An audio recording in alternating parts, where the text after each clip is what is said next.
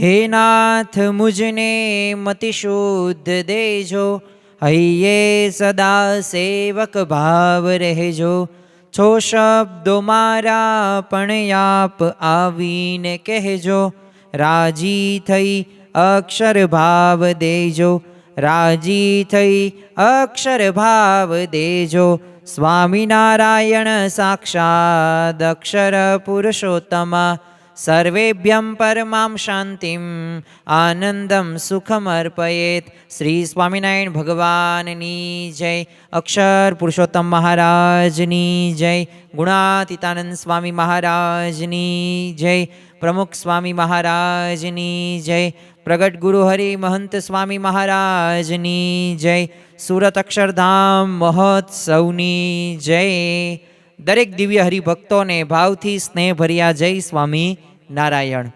આમ તો પ્રગટ ગુરુ હરિ મહંત સ્વામી મહારાજ આપણને ઘણી બધી વખત આશીર્વચનની અંદર પ્રાપ્તિના વિચારની વાત કરે છે, અને અખંડ એ પ્રાપ્તિનો વિચાર જો કરવામાં આવે નિત્ય 15 મિનિટ માટે, તો એનું ફળ પણ અક્ષરધામ જેવું સુખ આપણને છતી દેહે પ્રાપ્ત થાય।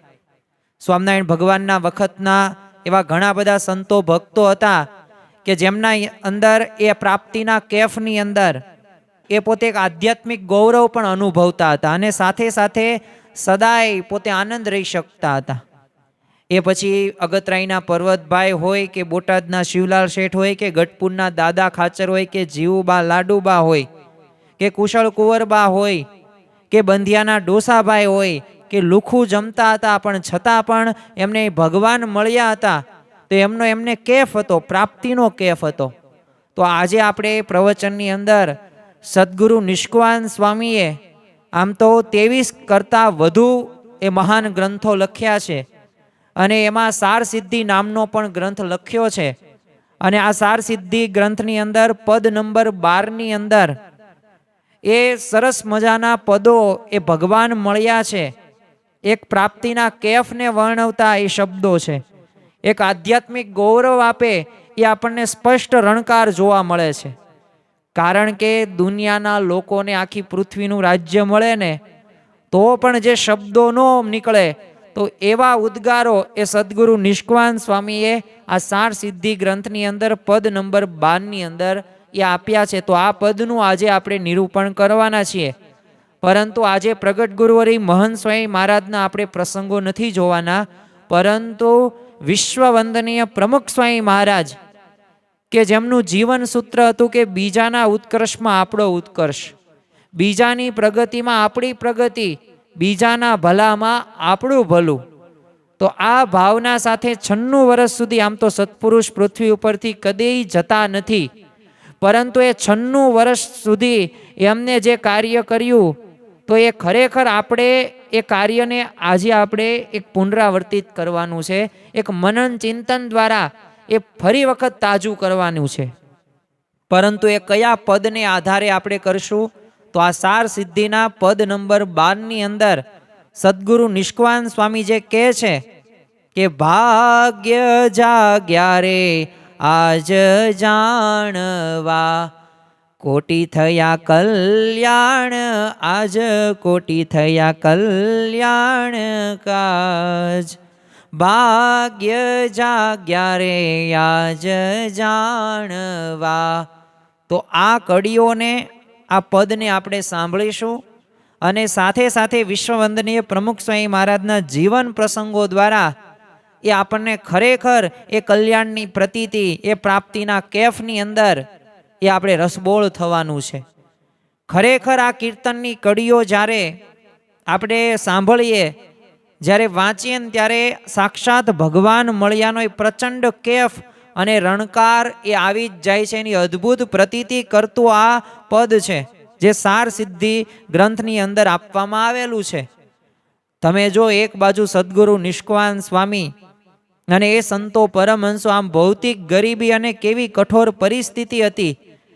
પ્રથમ હસ્તે આપણે વાત કરીએ તો રહેઠાણની અંદર શું દિવ્ય મહેલો હતા, તો કંઈ પણ પ્રકારના મહેલો કે એવા ઘરો નહીં, પરંતુ એક બાવળિયાના ઝાડ નીચે બેસીને એ ભજન કરવાનું અને કથા વાર્તા કરવાની, ના ગ્રંથો લખવાના। ભોજનની અંદર પણ જે અત્યારે આપણે વેરાયટી ઓફ ફૂડ થઈ ગયું છે, ભોજન થઈ ગયું છે, તો એવા ભોજન પણ નહીં, કંઈ મિષ્ટાન પણ નહીં, પણ માગીને એ મળેલા રોટલાના ટુકડા કરવાના અને રસકસ વગરનું જમવાનું. આરામની અંદર શું, તો આપણે તો એસી હોય કે કુલર હોય એની વ્યવસ્થામાં આપણે આરામ કરતા હોય, પણ એવા કોઈ મખમલની પથારી કે પંખાઈ નહીં, બસ નદીના પથ્થરોની એ કઠોર એક પથારી. કોઈ ઓશિકાની વ્યવસ્થા નહીં, કોઈ ગોદડાની વ્યવસ્થા નહીં, અરે વસ્ત્રો પણ કોઈ મોંઘી શાલ નહીં, બસ 100 થીંગડા વાળું ગોદડું. તો એવા જ વસ્ત્રો. અને સામાજિક સ્થિતિ તમે જુઓ તો લોકો તરફથી કેવા, તો માર જ મળે, હડતૂત જ કરવામાં આવે, અપમાન, તિરસ્કારો. એવા દ્વેષીઓ દ્વારા પણ એ વિરોધો ઘણી બધી વખત થતા હતા, ઘણા બધા અપમાનો પણ થતા હતા અને ઢોર માર પણ ખાવો પડતો હતો.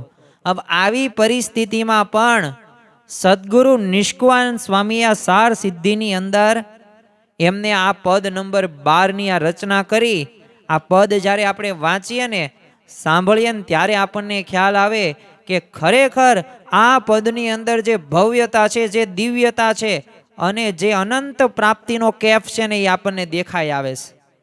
જેમ સદગુરુ બ્રહ્માનંદ સ્વામી પણ જ્યારે કુંડળની અંદર વિચરણની અંદર હતા અને ત્યારે શ્રીજી મહારાજ ત્યાં જાય છે, અને આમ તો સ્વાભાવિક રીતે ત્યારે મહારાજે એવું પ્રકરણ ચલાવેલું તો રસકસ વગરનું, તો રતાંધળાપણું બધાઈને થઈ ગયેલું, એટલે રાત્રે કોઈને કંઈ દેખાય નહીં. અને ત્યારે સદગુરુ બ્રહ્માનંદ સ્વામીએ એટલું કહ્યું, કોઈક દેખતા હોય ને એ સિતારો લઈને આવો, એટલે વગાડવાનું એક વાદ્ય. એટલે સદગુરુ બ્રહ્માનંદ સ્વામી આવું બોલ્યા, એટલે મહારાજ કે કેમ એમ બોલો છો, બધાય જોવે તો છે. ત્યારે સદગુરુ બ્રહ્માનંદ સ્વામી કહે છે કે મહારાજ એમાં કેવું, તમે આ રસકસ વગરનું જે આ પ્રકરણ ચલાવ્યું છે ને, તો એના લીધે રતાંધળાપણું થઈ ગયું છે. એટલે દિવસે અમે જોઈ શકીએ છીએ થોડુંક થોડુંક, પણ રાત્રે તો સાવ જોઈ શકતા નથી. ત્યારે મહારાજ પોતે એ રોવા જેવા થઈ જાય છે, દુઃખમાં આવી જાય છે એમના મુખારવિંદ જોયું એટલે. અને ત્યારે સદગુરુ બ્રહ્માનંદ સ્વામીએ એક કીર્તન બનાવ્યું, પદ બનાવ્યું કે રાજ મારે દિન દિન દિવાળી રે, રાજ મારે દિન દિન દિવાળી રે. મહારાજ તમે ઉપાધિ ન કરતા, તમે મળ્યા ને એટલે બધું આવી ગયું. તો કેવો એ પ્રાપ્તિનો કેફ હશે, કેવો એ પ્રાપ્તિનો વિચાર એ કરતા હશે કે એવી રીતે શારીરિક રીતે ઘણા બધા દુઃખો હોવા છતાં પણ એ આવા પદોની રચના એમના ન થઈ શકે. મહારાજમાં અને એ આનંદ કંઈક તો એમને જોયો હશે. તો ખરેખર આ અદ્ભુત કીર્તનનું આપણે આજે રસપાન કરવાના છીએ, અને પ્રમુખ સાંઈ મહારાજના જીવન પ્રસંગો દ્વારા એ આપણે સમજવાનો પ્રયત્ન પણ કરીશું. ખરેખર એ આ ભાગ્ય જાગ્યા રે આજ જાણવા. જ્યારે આ કીર્તનનું થોડુંક ઊંડું આપણે આંકડાકીય વિશ્લેષણ કરીએ ને, ત્યારે પણ આપણને ખ્યાલ આવે. તમે જો નિષ્કુળાનંદ સ્વામીએ આ પદ નંબર 12માં કુલ 11 પંક્તિઓ એ પોતે લખેલી છે.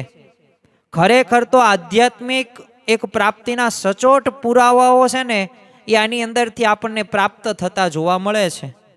કારણ કે એની અંદર સાક્ષાત ભગવાન મળ્યાનો સ્વીકાર એમને 7 વખત કરેલો છે. આ 11 કડીઓમાંથી 7 તો એ ભગવાન મળ્યા સાક્ષાત એનો જ તે, અને બીજી જે 5 વખત જે ઉલ્લેખ કર્યો છે, તો એ અત્યંત કલ્યાણ થવાનો આનંદ એમને વર્તાવ્યો છે અને બતાવ્યો છે. તમે જો કે પ્રથમ જ તે સ્વાભાવિક રીતે કડી આપણે લઈએ તો એની અંદર એમને શું કહ્યું છે, પામ્યા પ્રભુ પ્રગટ પ્રમાણ. તો જો પ્રગટનું પ્રમાણ છે. તમે બીજી કડી જુઓ તો એની અંદર પણ લખ્યો છે ગહ્યો હરિએ હાથ, એટલે ભગવાને હાથ પોતે એ પકડ્યો છે. ત્રીજી કડી તમે વાંચો તો એની અંદર પણ મળ્યા શ્રી હરિ સાક્ષાત, તો જો સાક્ષાત ભગવાન મળ્યાનો સ્વીકાર. પાંચમી કડી તમે વાંચો તો એની અંદર પણ લખ્યું છે પામ્યા પ્રભુ પ્રગટ પ્રમાણ. છઠ્ઠી કડી જો ભૂધર મળતા ભૂલ થઈ. 10મી અને 11મી કડીમાં તો શું લખ્યું છે, મળ્યા હરિ મુખો મુખ અને મળ્યા મહારાજ. મુખામુખ મળ્યા છે, સામે બોલે છે, ચાલે છે, ખાય છે, પી છે, એમને ઓળખાણ કરાવી છે પોતાની. તો આવી રીતે જો સાક્ષાત ભગવાન મળ્યાનો સ્વીકાર કર્યો. સાથે સાથે 5 વખત એ અત્યંત કલ્યાણ થવાનો આનંદ પણ દર્શાવ્યો છે. એની અંદર લખેલું જ છે, આની અંદર કોટી થયા કલ્યાણ અને સદા થયા સનાથ. તો અનંત કલ્યાણનો જો ગર્વ આપણને પ્રાપ્ત થતો જોવા મળે છે. બીજું એમ પણ લખ્યું છે, ખોટ મોટી ને ખાંટ થઈ. તો એ જન્મો જન્મની જે અધૂરી ખોટ હતી ને એ પૂરી થઈ ગઈ. કેમ? તમે ભગવાન અમને મળ્યા તો અમારું કલ્યાણ થઈ ગયું. અને પછી એ લખે છે, ફેરો ફાવ્યો આ વાર. એટલે આ મનુષ્ય જન્મનો જો ફેરો રહ્યો ને એ સફળ થઈ ગયો. કારણ કે અનંત જન્મોથી આપણે આ જન્મ મરણના ચક્રાવામાં આપણે ફરીએ છીએ ને ભવરોગ લાગુ પડ્યો તો એમાંથી મુક્તિ થઈ. તો જો અહીંયા આપણને સ્પષ્ટ ખ્યાલ આવે કે એ સદગુરુ નિષ્કાન સ્વામીને કેટલી પ્રતીતિ થઈ ગઈ હશે. એક સાથે બે મહાન વસ્તુઓની પ્રાપ્તિ, એક તો સાક્ષાત ભગવાન મળ્યાનો સ્વીકાર અને પોતાનું નિશ્ચિત કલ્યાણ થઈ ગયું એનો પોતે એ પ્રભાવ અને પ્રાપ્તિ થઈ ગઈ. તો ખરેખર આ પ્રભાવ ને આ પ્રાપ્તિ અને આ જે વસ્તુઓ મળી ને આપણને પણ અત્યારે વર્તમાન કાળે મળેલી છે. અને ખરેખર જ્યારે આ વાતો સાંભળીએ, જ્યારે આવા કીર્તનો જે પ્રાપ્તિના વિચારોના સાંભળીએ ને ત્યારે પણ આપણને નિશ્ચિત થઈ જઈએ, નિર્ભય થઈએ છીએ. કોઈ પણ પ્રકારના એ ચિંતાની અંદર, ટેન્શનની અંદર એ આપણે જીવન ન જીવીએ. એટલે ખરેખર આપણને આ ભગવાન મળ્યાના, સંત મળ્યા અને આ ઉપાસના મળીને આપણા બહુ મોટા ભાગ્ય.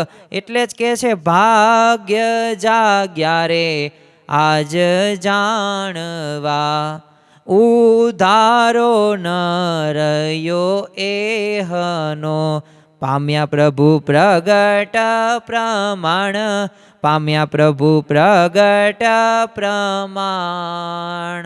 ભાગ્ય જાગ્યા રે આજ જાણવા. કલ્યાણ થઈ ગયું છે, કોઈનો ઉધારો લેવાની જરૂરત નથી, કંઈ ચિંતા કરવાની જરૂરત નથી.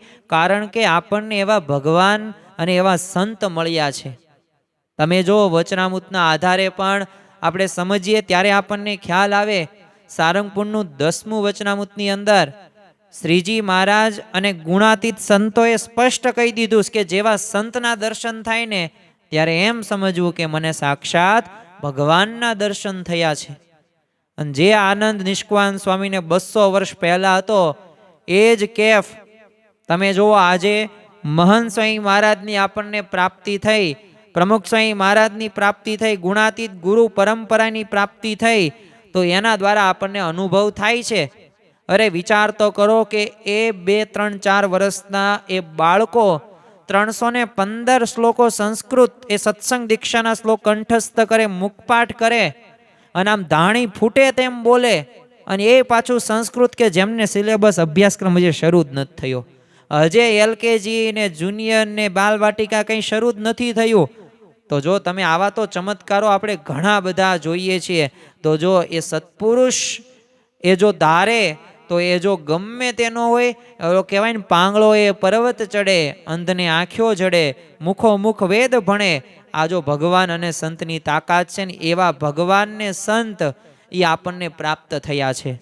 જો સામાન્ય ગુણવાન માણસો વિરુદ્ધ એ હરિના મળેલ સંત રહ્યા ને એમાં ભેદ રેખા છે.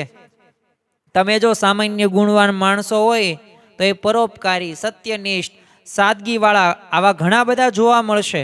ગુણ એનામાંય હશે પરંતુ એમનામાં ભગવાનનો સાક્ષાત્કાર નથી હોતો.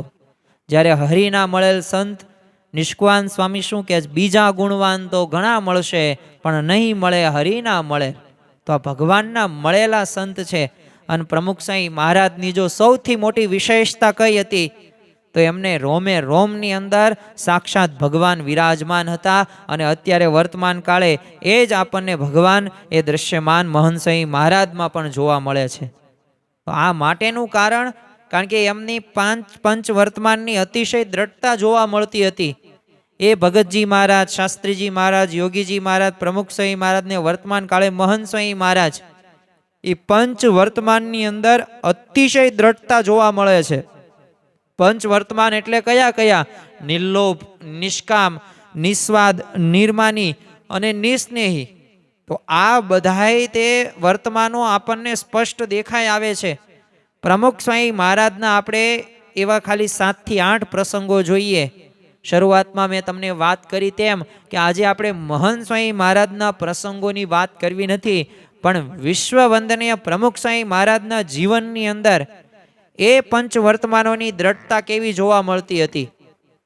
પ્રથમ જ તે નિર્લોભી વર્તમાનની આપણે વાત કરીએ તો આ નિર્લોભી વર્તમાન એટલે શું? કોઈ પણ પ્રકારનો લોભ નહીં. માણસના જીવનની અંદર થોડાક પૈસા આવે ને એટલે એ પોતે લોભ વધે છે, લોભ ઘટતો નથી. પણ જો પ્રમુખ સ્વામી મહારાજના જીવનની અંદર જો પૈસાનો સંપૂર્ણ ત્યાગ, 96 વર્ષ સુધી એમનું જાહેર જીવન તમે જોઈ લો, એમના પ્રસંગો જોઈ લો, તો પોતે એ 96 વર્ષના જીવનમાં એ પર્વત જેવા અડગ એમના નિર્લોભ વર્તમાન જોવા મળતું હતું. તમે જુઓ કે 40-42 વર્ષની અંદર એ હજારો કરતાં વધુ મંદિરો હોય, કરોડો રૂપિયાના દાનો આવ્યા હોય, છતાં પણ પોતાના નામે 1 મિલીમીટર જમીન કે ફૂટી કોડી પણ નથી રાખેલી. એક હરિભક્તે છે ને સ્વામીને કારની અંદર પધરામણી કરવાનો આગ્રહ કર્યો. એટલે અમદાવાદનો આ પ્રસંગ, અને ત્યારે પ્રમુખ સ્વામી મહારાજે કારની અંદર પોતે બિરાજમાન થયા અને પ્રસાદીની કરી. અને પેલા બીજો ભાઈ હતો તો એને રિક્ષા પ્રસાદી કરવાની હતી. તો પ્રમુખ સ્વામી મહારાજ એ ભાઈને પણ રિક્ષા રહી એ ત્યાં પોતે એમાં બિરાજિત થયા અને પ્રસાદીની કરી. પણ એ મોટરમાં બેઠા પછી કારમાં બેઠા ને તો એમને ક્યારેય તે ખચકાટ એ થયેલો નથી, અને રિક્ષામાં પણ એમ એવી જ રીતે સાહજિક રીતે બેસી ગયા. તો જો નિર્લોભી વર્તમાન આપણને સ્પષ્ટ આપણને દેખાય છે. બીજું તે વર્તમાન એટલે કે નિષ્કામી વર્તમાન. જો શ્રીજી મહારાજે પણ વચનામૃતની અંદર કીધું છે, ગૃહસ્થ હરિભક્ત હોય કે ત્યાગી હોય, ગમે તે નિષ્કામ ધર્મ જે પાલન કરે ને એના ઉપર ભગવાન અતિશય પ્રસન્ન થાય છે. અને આજ્ઞા જ કરેલી છે કે નિષ્કામ જે ધર્મનું પાલન કરતા હોય ને તો એની જ સેવા મને ગમે છે. અને ખરેખર નિષ્કામ વર્તમાનની અંદર એ પ્રમુખ સ્વામી મહારાજ રહ્યા એમનું જીવન આપણને સ્પષ્ટ ખ્યાલ આવે.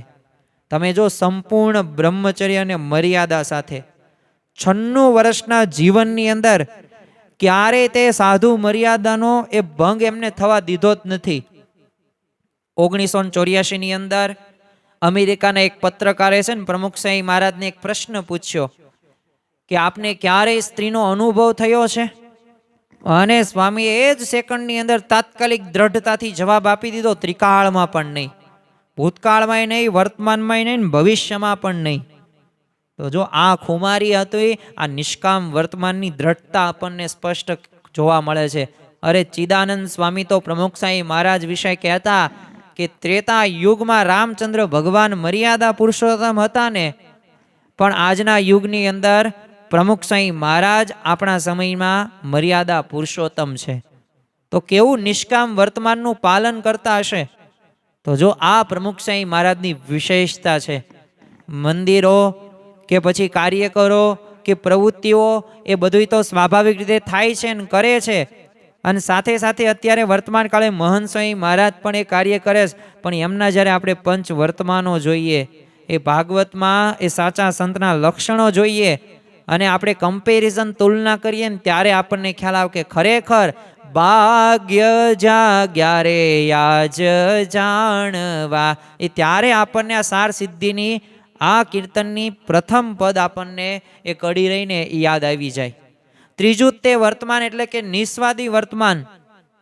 આમ તો છે ને આપણા બધાયમાં સ્વાદ સ્વભાવ બહુ અતિશય જોવા મળે છે, એટલે જ તે શિક્ષાપત્રની અંદર મહારાજે સ્પેશિયલ કહી દીધું કે સર્વેન્દ્રિયાણી જીતાણી રસના વિશેષ જીતાય. બધી ઇન્દ્રિયોને જીતવાની જ છે, પણ જે રસના ઇન્દ્રિય છે ને વિશેષ કરીને જીતવી, કારણ કે રસ આ સ્વાદ રહ્યોની માણસને જતો નથી.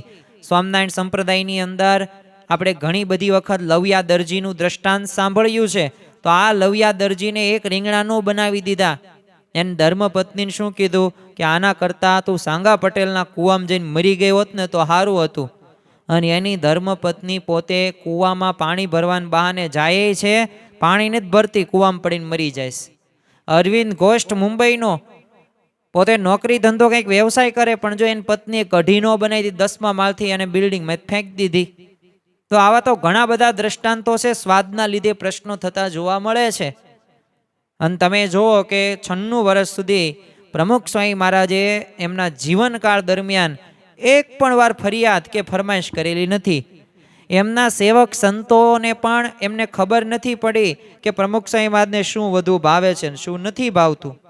તો જો આના આધારે આપણને ખ્યાલ આવે કે ખરેખર પ્રમુખ સ્વામી મહારાજ આ નિસ્વાદી વર્તમાનમાં કેટલા દ્રઢતા હશે. કડવી કાકડી પણ ખાધેલી છે, ઉતરેલી મલાઈ હોય ને એની કઢી પણ પ્રમુખ સ્વામી મહારાજે ખાધેલી છે, ને પાછું બીજા સેવક સંત ચાખે કે અને એ તો પોતે થૂત કરે ત્યાર પ્રમુખ સ્વામી મહારાજ શું કે ભગવાન કાંઈ બોલતા નથી તો આપણે શું બોલવાની જરૂર છે. તો જો સહજતા છે એમના જીવનની અંદર જોવા મળતી હતી. ક્યારે એવું નથી કીધું કે રસોઈ ખારી છે, મોળી છે, કે ખાટી છે, તીખી છે. દાંત પડી ગયા પછી પણ ક્યારેય ચાવવા માટે સહેલું ભોજન માગ્યું નથી. ક્યારેય ચાવવા માટે એ સહેલું તે ભોજન માગ્યું નથી. એટલું જ નહીં, પીરસાઈને તો શાંતિથી જમી લે. તો આ એમના જીવનની અંદર આપણને દ્રઢતા જોવા મળે. તો જો નિસ્વાદી વર્તમાનમાં પ્રમુખ સ્વામી મહારાજના આપણને પ્રસંગો ઘણા બધા ખ્યાલ છે, પણ આજે આપણે અગત્યની વાતો કરવી છે એટલે આપણે એક બે પ્રસંગો કહીને આગળ વધશું. ચોથું વર્તમાન છે અને એ વર્તમાન છે નિર્માની વર્તમાન. નિર્માનીપણે વર્તવું તો એ તો અઘરામાં અઘરી બાબત કહેવાય. કારણ કે યોગી બાપા તો કહેતા કે આ જે નિર્માની દેહાભિમાન છે એ અહંકાર છે ને એ તો સુપ્રિટેન્ડન્ટ પ્રકૃતિ છે, મોટામાં મોટો સ્વભાવ છે. અને આ માનથી જ તે ઘણા બધા સ્વભાવો પાછળ આવે છે. એટલે અહમ શૂન્યતા રાખવીને એ બહુ મોટી વાત કહેવાય. પણ જો પ્રમુખ સ્વામી મહારાજના જીવનની અંદર કેવી અજોડ સિદ્ધિઓ હતી.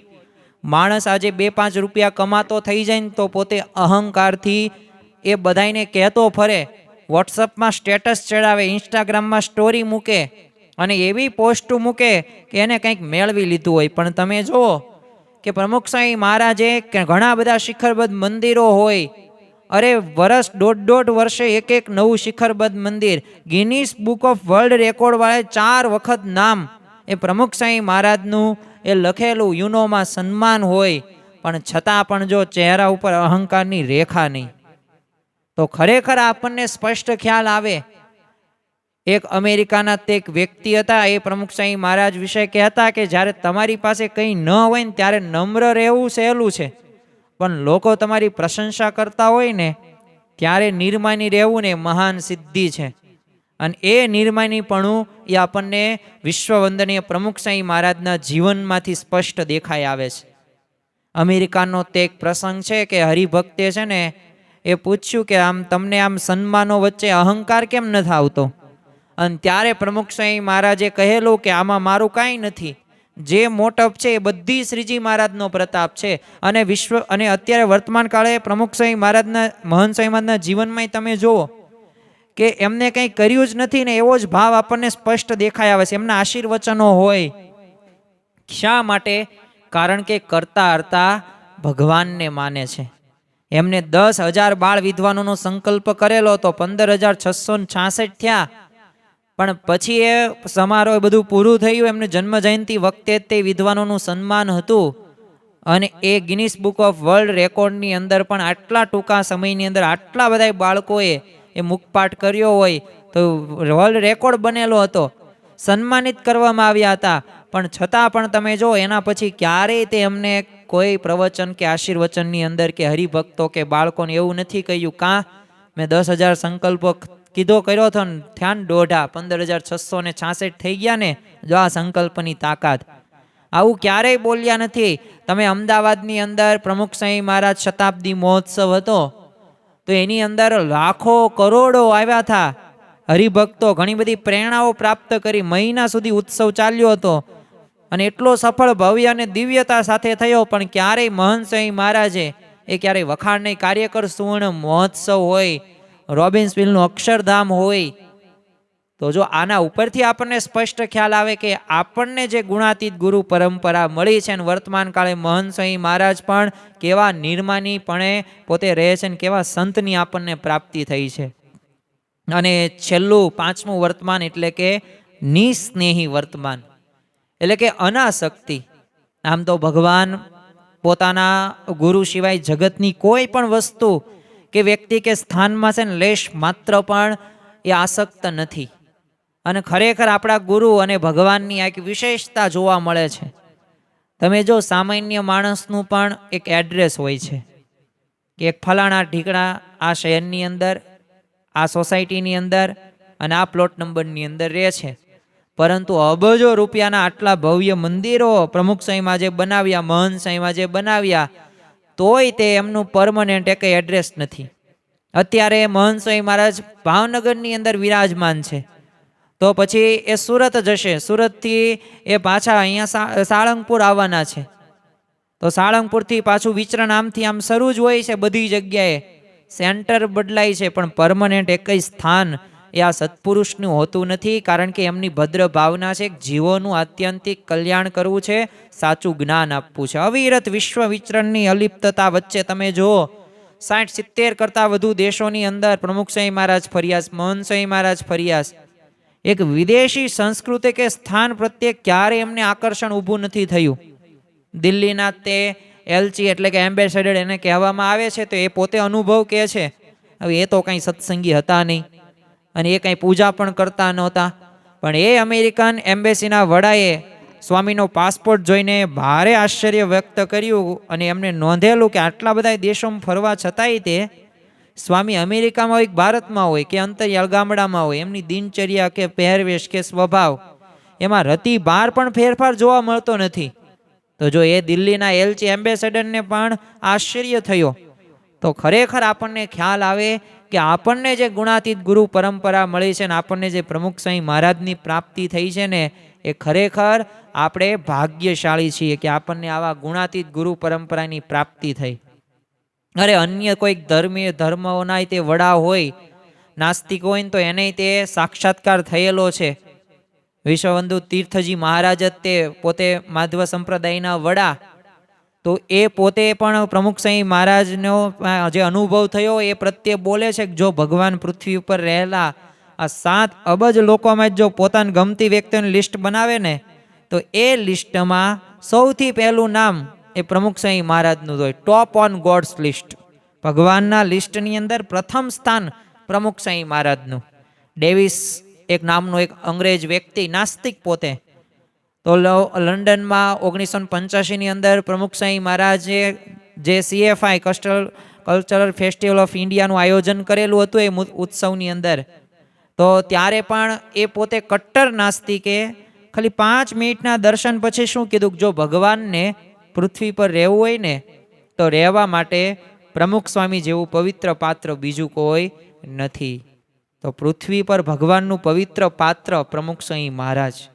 વર્તમાન કાળે અત્યારે મહંત સ્વામી મહારાજ, તમે જો નાગરાજ સાહેબ મેનેજિંગ ડિરેક્ટર, પોતે સાંકરી 1992ની અંદર એમને સભાની અંદર ખાલી 45 મિનિટો આંખો બંધ કરીને બેઠા હતા અને અંતે શું કીધું, એમને કેવો અનુભવ થયો કે કાશીના શંકરાચાર્ય પછી મેં આવા સાધુ એ જોયા એ નહોતા ને અત્યારે મેં જોયા. આજે પ્રમુખ સ્વામી મહારાજ જોઈને મને ભગવાનના એ દર્શન થયા. સાક્ષાત ભગવાન પૃથ્વી ઉપર છે ને એવો મને અનુભવ થયો છે, એક્સપિરિયન્સ થયો છે.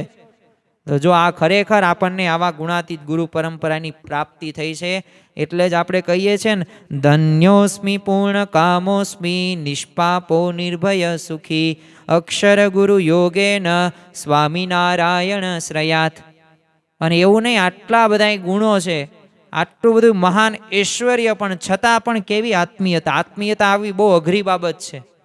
નાના કોઈ હરિભક્તો હોય તો એના પણ એ સાચા હમદર્દ એ પ્રમુખ સ્વામી મહારાજ જાણે છે. તમે જો અંગતની જેમ આમ આત્મીય કુટુંબી જન તરીકે કોઈ હરિભક્તને ગુણભાવી કોઈ બીજા વ્યક્તિને પોતે ગણે છે. રોમે રોમમાં ભગવાન વિરાજમાન હોવા છતાંય તે નાનામાં નાના હરિભક્ત ના એ સાચા હમદર્દ કુટુંબીજન બનીને રહ્યા છે.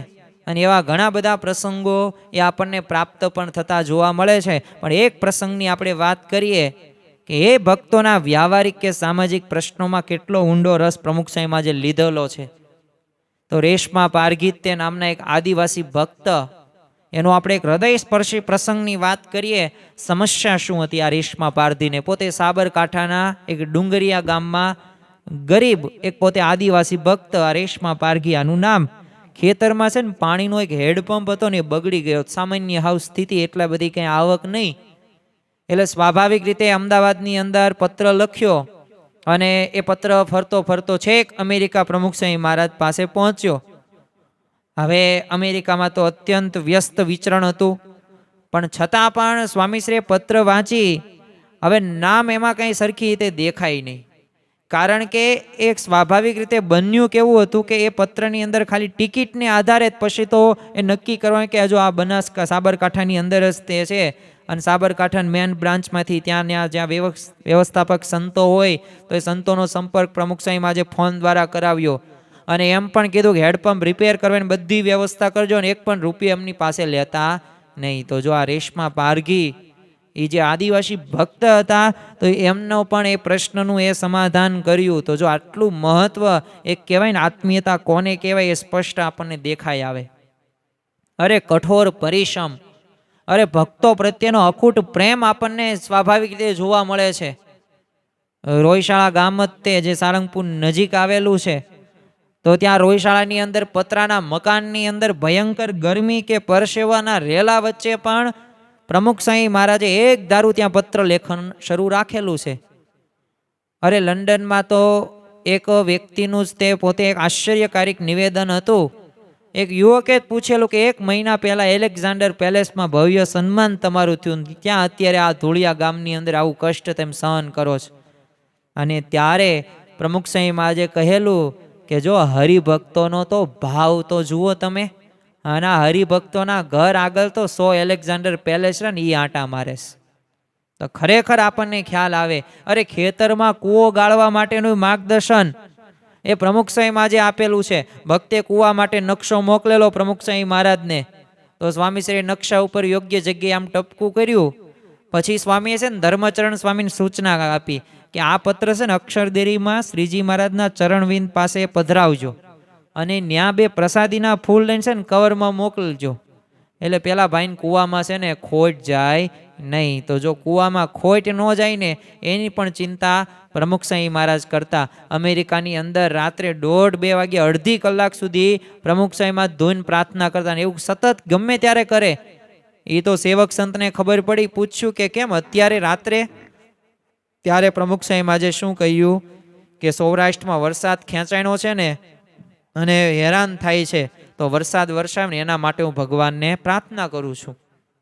વિચાર તો કરો, 7.5 લાખ કરતાં વધુ એ પત્રો પ્રમુખ સાંઈ મહારાજે લખેલા છે, અને જીવનકાળમાં વાંચીને પ્રશ્નો પાછું ઉકેલ્યા છે.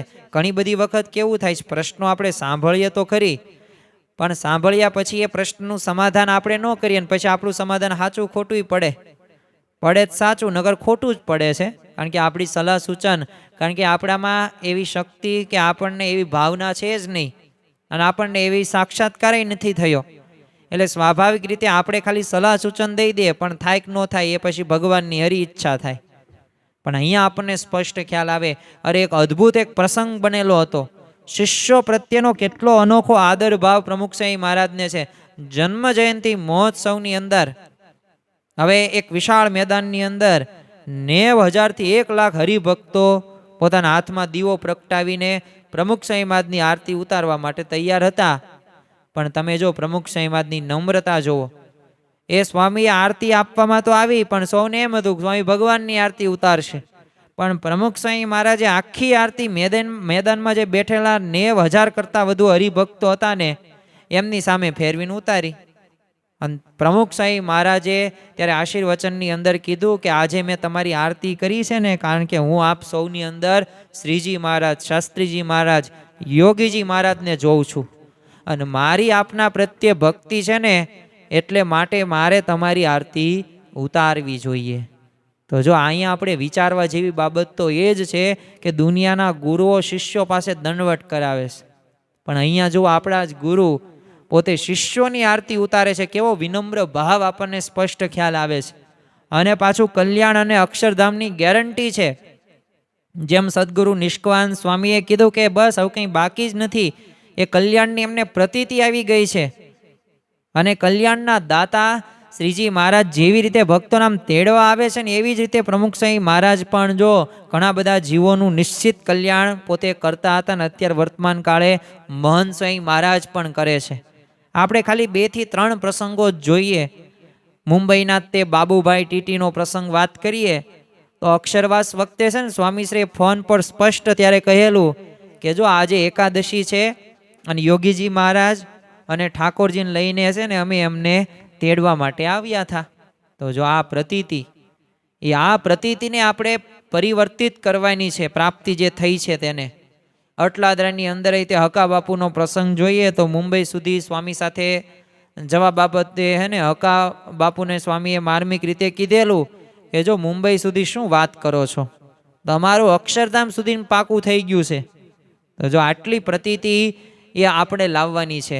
પેરિસની અંદર તે હવે પ્રવીણભાઈના ઘરે જ તે વિદાય લેતી વખતે છે ને પ્રમુખ સાહેબમાં જે કીધેલું કે અમારી પાસે તમને આપવા જેવું બીજું કાંઈ છે નહીં, પરંતુ અમારી પાસે ભગવાન છે ને અમે તમને એ આપીશું.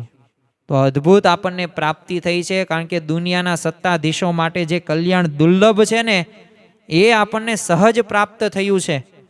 અને આ કલ્યાણ થઈને એ પ્રાપ્ત એ થઈ જ ગયું છે. કારણ કે જેમ શ્રીજી મહારાજે કીધું છે, મહારાજનને અંતકાળે જરૂર તેડવા આવવું, બિરુદ મારું એ ન બદલે એ સર્વે જનને જણાવવું. તો જો અલ્ટિમેટ પ્રોમિસ આપણને પ્રમુખ સ્વામી મહારાજે વર્તમાન કાળે મહંત સ્વામી મહારાજે આપણને આપેલું છે. તો આપણે એ વિચાર સાથે આપણે આગળ વધીએ. જીવનની અંદર જો આપણે વિશ્વાસ નથી ને એટલે જ તે આપણને પ્રાપ્તિનો કેફ નથી આવતો. આપણે કૃતાર્થ છીએ, ધન્ય છીએ, નિષ્પાપ છીએ, નિર્ભય છીએ. તો આવા વિચારો નથી કરતા ને એટલે જો અખંડ સુખી રહેવાના વિચારોમાંનો જ આ વિચાર છે પ્રાપ્તિનો વિચાર. કેવા ભગવાન મળ્યા, કેવા સંત મળ્યા, કેવી ઉપાસના મળી, કેવી ગુણાતીત ગુરુ પરંપરા મળી, કેવા ભગતજી મહારાજ, શાસ્ત્રીજી મહારાજ, યોગીજી મહારાજ, પ્રમુખ સ્વામી મહારાજ, વર્તમાન કાળે મહંત સ્વામી મહારાજ. તો જો આવો વિચાર આપણે કરીએ ને તો અવશ્ય આપણને લાભ લાભ અને લાભ જ દેખાય. અરે આપણા આર્થિક કે સામાજિક કે દેહિક ગમે તે પ્રશ્નો હોય ને બધાય શૂન્ય થઈ જાય. બંધિયાના ડોસાભાઈ હતા, સૂકો રોટલો જમતા, અને એટલું જ નહીં, પોતે સૂકા રોટલા હોય ને એ પોતે દોરીએ, જેમ આપણે કપડાં કેમ લટકાડીએ સુકાવા માટે, એવી રીતે રોટલા હુકાવા મૂકે અને પછી એ બોળી બોળીને ખાય. અને કેમાં બોળે? શાક કે અથાણામાં નહીં, એ રોએ કોઈ પણ પાણી હોય તો પાણી બોળીને ખાવાના. તો આવી રીતે અગાઉથી સ્ટોક કરી નાખે. સાવ સામાન્ય આર્થિક પરિસ્થિતિ હતી. હવે ભક્તોએ કીધું કે આ શું લુખું લુખું જમો છો? અને ત્યારે શું કીધું કે લુખું ખાય ને એ તો હરામનું ખાય છે, હું તો ભગવાનને સંભાળીને ખાઉં છું. જો આવો વિચાર હોય ને તો ગમે તે પરિસ્થિતિમાં પ્રાપ્તિના વિચારથી આપણે સ્થિર રહી શકીએ. ડાયાભાઈ ગજ્જરના ઘરે રવિવારની સભા ચાલતી, વિદ્યાનગરનો આ પ્રસંગ છે. હવે સામેના શાસ્ત્રી મેદાનની અંદર છે ને ક્રિકેટની ફાઇનલ મેચ ચાલતી, એટલે ઘોંઘાટ થતો હતો, એટલે કથામાં થોડોક વિક્ષેપ પડતો હતો. એટલે સ્વામીશ્રીએ ત્યારે છે ને અદ્ભુત એક દ્રષ્ટાંત આપ્યું. બધાએ સંતોય થોડાક હતા અને હરિભક્તોય હતા, અને લોકોનું ધ્યાન મેદાન તરફ જતું હતું. એટલે એ જોઈને જ પ્રમુખ સ્વામીમાં જે ઉપદેશ આપેલો કે જો સામે છે ને ક્રિકેટની ફાઇનલ ચાલે છે અને આપણી પણ આ ફાઇનલ જ છે. પેલા ખેલાડીઓ રહ્યા ને હજુ અનેક જન્મો જીતવા કે હારવા માટે લેશે, પરંતુ આપણો આજ છેલ્લો છે ને જન્મ છે. તો ખરેખર આ ગર્ભવાસ 84માંથી મુક્તિ મળે ને એ જ આપણો છેલ્લો જન્મ, અને એ જ ભવરોગ રહ્યો ને એ જ આપણે દૂર કરવાનો છે. જો આ સત્સંગમાં આપણે જોડાણા છીએ, આવા સંતનો આપણને યોગ થયો, આ મહંત સ્વામી મહારાજ રૂપે ગુરુની આપણને પ્રાપ્તિ થઈ, તો એમને ફરી ક્યારેય ગર્ભવાસ કે નરક 84માં જવાનું જ નથી. કલ્યાણ થઈ ગયું. જેમ નિષ્કાન સ્વામીના સમર્થન શબ્દો છે, ગર્ભવાસનો ત્રાસ મટી ગયો અને અવિનાશી ભગવાને આપણો હાથ પકડી લીધો.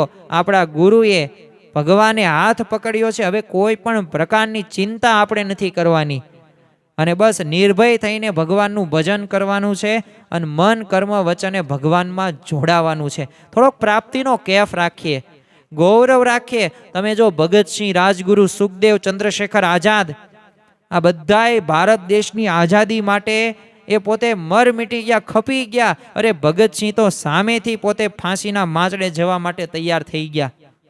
એ અસ્મિતા હતી, એ ગર્વ હતું. એવું જ ગર્વ, એવો જ તે આપણે પ્રાપ્તિનો કેફ આપણે પણ રાખીએ. દલપતરામની એક કવિતા આવે છે, એની અંદર એક સચોટ એક દાખલો આપવામાં આવેલો છે.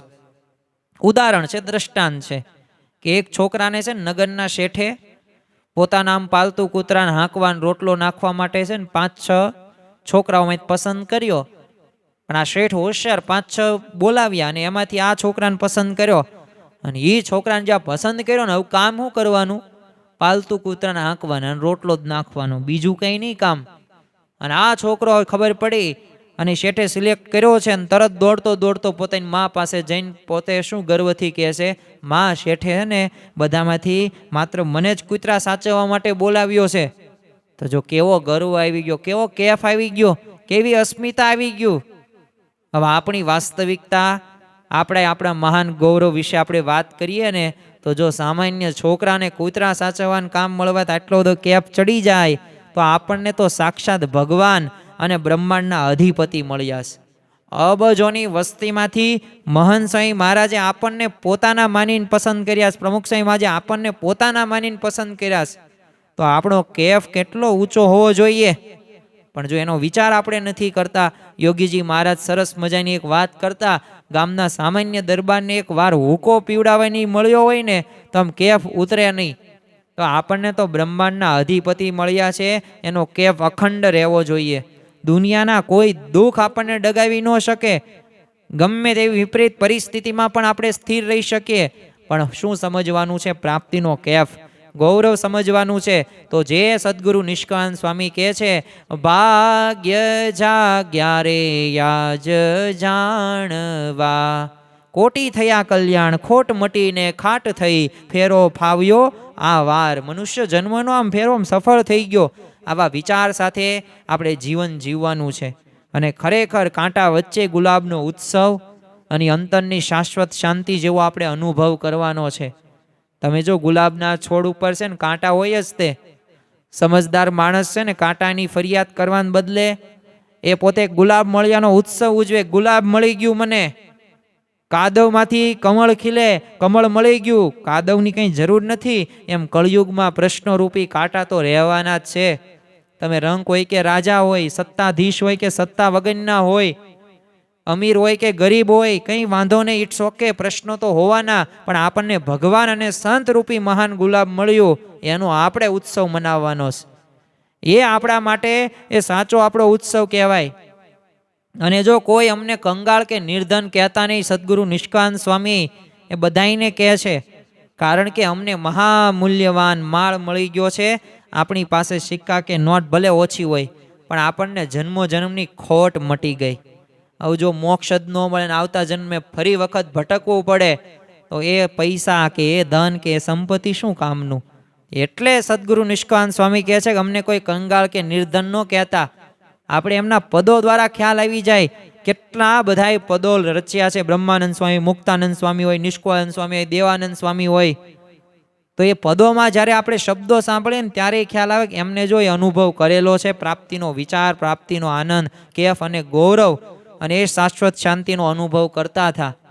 ભૌતિક સુખની એક ક્ષણિકતા વિરુદ્ધ એક શાશ્વત કલ્યાણ આપણે મેળવવાનું છે. કરોડો રૂપિયા મળે ને કે વડાપ્રધાન બની જઈએ ને તો પણ એ બધું 4 દિન કી ચાંદની સમાન છે. પરંતુ આ સત્સંગમાં મળેલું કલ્યાણ કેવું છે? શાશ્વત છે. ફરી વખત અહીંયા આવવું જ નહીં પડે. અને એક થોડુંક આપણે મનન કરીએ કે શાસ્ત્રીજી મહારાજ, યોગીજી મહારાજ, પ્રમુખ સ્વામી મહારાજ એટલે મળી ગયા એટલે 2 નોબેલ પ્રાઇઝ મળી ગયા.